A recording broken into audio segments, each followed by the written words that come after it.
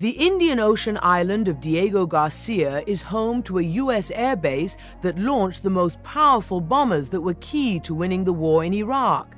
Suppose you bought a private jet and decided to fly right over the British Indian Ocean territory for one reason or the other. You'd be immediately bombarded with radio calls to change course or be shot down at a point in your journey.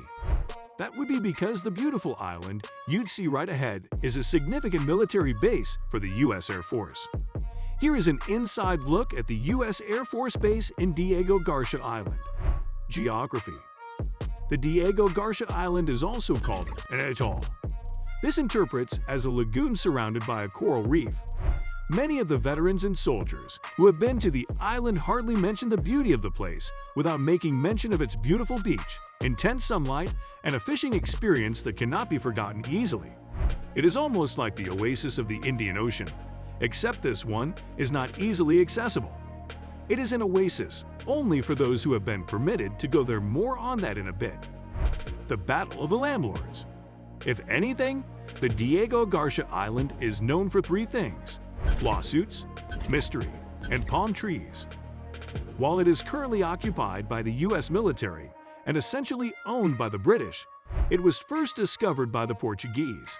But make no mistake, the British are hooked to this island with an iron grip on all levels.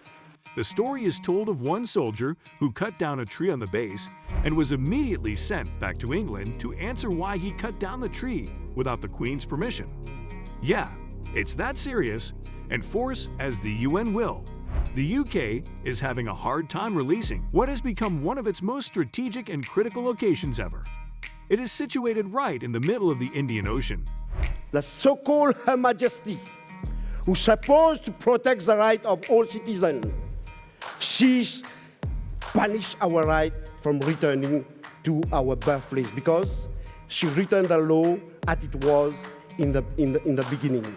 And is the largest of the 55 islands in the Chagos archipelagos. It is so strategic because it sits in a place where four major continents surround it: Africa, Asia, Europe, and the Middle East. This means easy access to any of these areas whenever the need arises. You know how you can't go into a strong man's house until you have bound him. In this case, we have only begun getting to know the strong man of this island. It is an open secret that this island was not initially possessed by the British.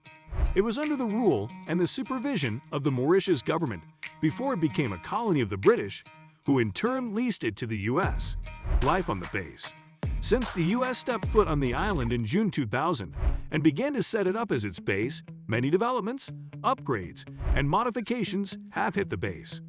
This might leave veterans who have had the privilege of working or serving there years ago with a gaping mouth if they saw it today. Most structures there are still the same, but improved in some areas. Even though the island is thousands of kilometers away from the nearest continent, it has the most modern contemporary American city's makings, appearance, and lifestyle. The base is adequately littered with several pubs for the boys, a robust gym and fitness center, a swimming pool, burger joints, a golf course, a spa, a chapel, and a post office. If you stop there, you might forget for a moment that it's a military base. What with the busy highways, which even have bicycle lanes to ensure safe road traffic? The shore, which harbors guns left over from World War II, the Turtle Cove, and the old coconut plantation, can quickly become favorite spots. And in the evenings, you could have dinner at the Merchant Marine's dinner place. We can imagine that the soldiers would not feel complete in their fun and engaging lifestyle because one vital thing is missing, and we will tell you what it is in just a moment. Besides that, life on the base is as exciting as it gets. If you find this island captivating, then you will equally be thrilled with our video on Marietta Island. Discover the hidden beach Marietta Island, Puerto Vallarta in Mexico. The footprint of freedom. The local leadership of the base calls Diego Garcia Island the footprint of freedom mainly because of its shape, unconventional on-site lifestyle, and strategic importance. Central of all is its role in critical military assignments, such as those of the past, including the Gulf War and certain U.S. military engagements in Afghanistan. The Diego Garcia Air Force Base is currently home to some 15 separate commands, including the U.S. Navy Support Command. The base has always served as an essential and equally fascinating place. It is sometimes used as an emergency landing site for space missions run by NASA, and it also serves as a refueling point for various submarines, aircraft carriers, etc., staff and population. It is estimated that approximately 3,000 to 5,000 military personnel are on the base, and there are moments where no female is absent. Anyways, so as we were saying, it is a highly restricted area that is only accessible to military personnel. Neither journalists, civilians, nor even the spouses of the military personnel are allowed on the base. Now you can understand why they cannot have absolute fun. Yep, there is always a piece of them waiting back home. There is a twist to the accessibility and staff working on the base. Some 2,000 non-military personnel working there have been contracted to assist with certain activities on the base. Almost all of these workers are of Filipino background. This is mainly because of their previous experience with the life and nature of the island when the original inhabitants lived there. There is a subtle controversy about how these non-contract workers are treated financially, but it is yet to be fully taken up. Operations. It's always preferable not to have inhabitants around. It reduces any risk of intelligence operations against the base and the possibility of sabotage. Most of the mystery about the Diego Garcia Air Force Base is generated from its secrecy in operations. The first is its total evacuation of all the inhabitants of the island. But the British didn't see that as a problem.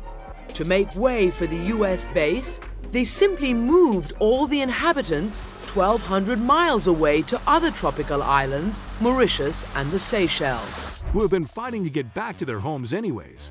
And even more strange is the British's reluctance to let go. Could they be hiding something? Or maybe it is its infamous rumor of some secretly existing prison camp on the base. There have been rumors that the CIA once ran a covert rendition program that detained and sent some detainees to the Diego Garcia base. Could they have been held in this mysterious prison camp? The information and operations of the base may be held under tight lids, but its contention with its original owners and the possibility of its transformation into civilian land is not.